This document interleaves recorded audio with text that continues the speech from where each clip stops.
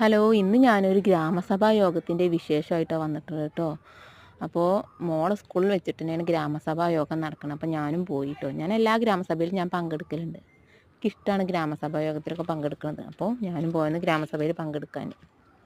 അപ്പോൾ ഇന്ന് പ്രധാനമായിട്ടൊരു ക്ലാസ് എന്ന് പറഞ്ഞാൽ ഹെൽത്ത് ഇൻസ്പെക്ടർ ഒരു ക്ലാസ് ഉണ്ടായിരുന്നു. അതായത് ഞങ്ങളുടെ ഭാഗത്തൊക്കെ ഈ മഞ്ഞപ്പിത്തം, ഒരു സ്കൂളിൽ മഞ്ഞപ്പിത്തം ബാധിച്ചിട്ട് കുറേ കുട്ടികളുണ്ട്. അപ്പോൾ അതിൻ്റെ ഒരു ബോധവൽക്കരണ ക്ലാസ് എന്ന നിലയിൽ അദ്ദേഹം കുറേ കാര്യങ്ങൾ പറഞ്ഞു തന്നു.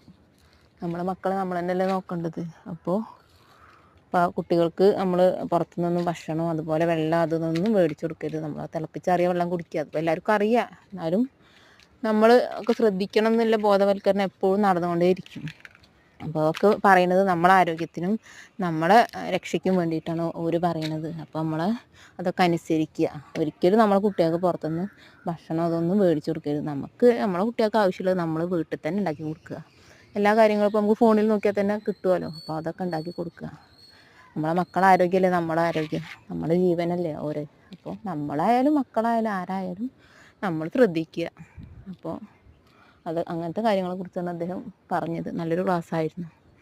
പിന്നെ 2025-25 ഓരോ പദ്ധതികൾക്ക് പഞ്ചായത്തിൽ വന്ന ഫണ്ടിനെ കുറിച്ചും ഒക്കെയാണ് പറഞ്ഞത്. അപ്പോൾ ഇത്ര ഫണ്ട് അത്ര ഫണ്ട് എന്നൊക്കെ പറഞ്ഞു.